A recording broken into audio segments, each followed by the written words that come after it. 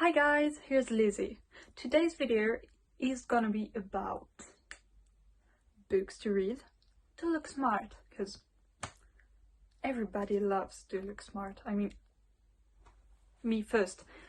I love when people are like, oh, she's so smart, she reads books that are, oh, and I'm just like, no, they weren't that hard to read. And yeah, so today I made a list of books that aren't that hard to read or that big, and will give you either a great view of life or just allow you to take part in certain discussions of stuff and be like, oh yeah, I read that book, I found it really interesting. And you know, when they say that, you can see the society and stuff like that. And so I haven't read all the books I'm gonna present, because why not? But I'm gonna present them anyway, because I'm going to read them one day, maybe, perhaps, you never know. So the first one is Lord of the Flies. Maybe you read it at school or something like that. A lot of people have, but I haven't. And yeah, I started it, but haven't gone too far. But yeah, the beginning is pretty interesting. It's a story of boys who get kind of lost and end up on an island alone and are going to create kind of a society and learn to live by themselves. So it can be really interesting. It's only 311 pages, I think. So yeah, it's not that big, but not that small either. So yeah, it's can be a bit of a commitment. And it's by William Golding. Sorry, I'm really bad with names. The second one, and that's the last one I haven't read yet, is Of Mice and Men by John Steinbeck, who is a really great author, who I think also wrote The Pearl. Yeah, might be him. Which is a great book that I read. So read The Pearl. It's pretty small. This one too, I think it's, yeah, like 220 pages. So quite a quick read. And I think it's about farmers and maybe racism, but I'm not sure.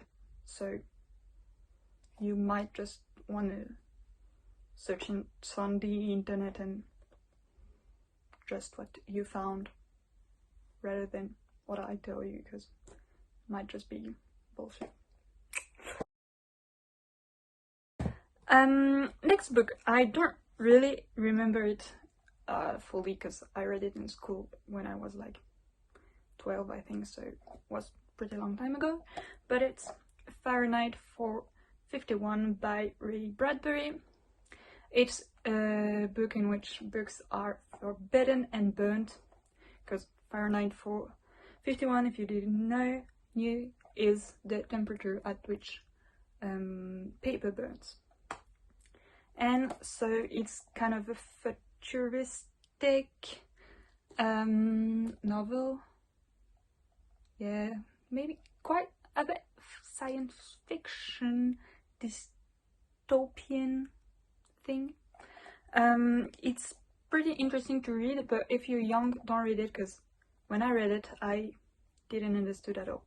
I was like reading it and just reading and wanting to stop, because it was so strange and didn't make any sense for me. So yeah, but overall it's pretty small, so you can read it in like 2 days, because it's less than 200 pages.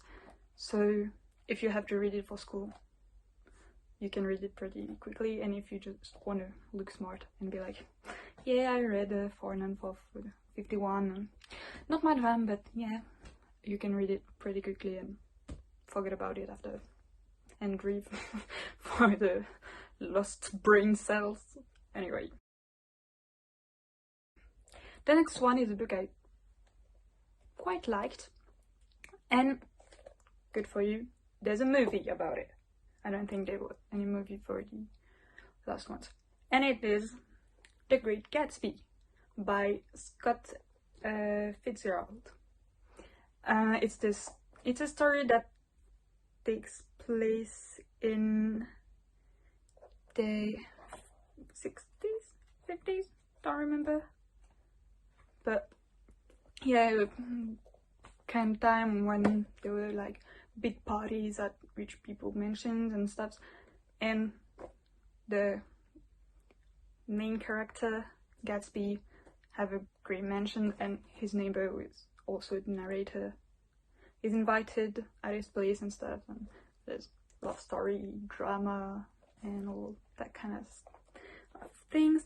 And it's pretty interesting because you don't know if you can trust the narrator, because sometimes it says things and after you read the next chapter and are like, it kind of lied. Can I trust him, or is he gonna tell more bullshit after? So yeah, it's interesting in that part. It's quite easy to read, and it's only like, yeah, 170 pages, so not that big.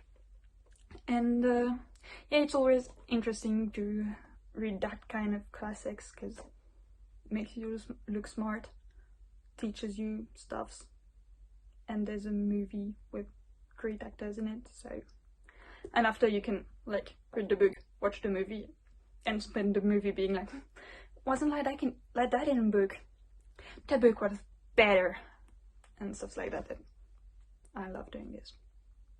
I am annoying, but I live with it pretty well, I have to say. But yeah, don't watch movies with me if you don't want me to be like, oh, the book was better. Anyway, back to the subject. The next one is also a book I pretty liked, and it is very, very famous, so I can only suggest that you read it. And it's also very, very small, like less than 100 pages, so you can just read it one afternoon and be done with it forever. Or you can read it slowly and take a lot of things from that book and stuff. And this book is none other than Animal Farm by George Orwell. And I love George Orwell. I think his writing is so insanely good, and so it was pretty great to read it. It's easy, it can seem childish at first because main characters are animals, but it's not childish at all. Don't read it to children, they're gonna be traumatized. And yeah, it's really interesting regarding society and totalitarianism and stuff like that. And just knowing the fact that it is a bit of a criticism of capitalism and communism, and was written during the Cold War. I think it's a good reason to just read it. And yeah, it's easy to read, interesting, and I think there were like comics or stuff like that made about it, so if you don't want to read the real book, you can just read the comic if it's easier for you. And another book by George Orwell, which is also very well known, and there's also a comic about it, but it's... Right, I haven't read the comics, so I don't know if it's good or not. A friend of mine have, and he said it was really good, so I trust him. The book is 1984. I struggled a bit to read it because it's pretty thick. Like, not that thick because it's like 300 pages and I can read like 500 pages book really quickly, but it's not my favorite book. It's quite slow and there's not that much action, and even when there is action, you're kind of bored. But it's really interesting to study because it's kind of about how society controls us and stuff like that. And I'm not completist, but it's pretty accurate with our time presently. So it might be a good thing to read. And I think there's a comic, so you can read the comic, so if it's easier for you and still learn something about it. So yeah.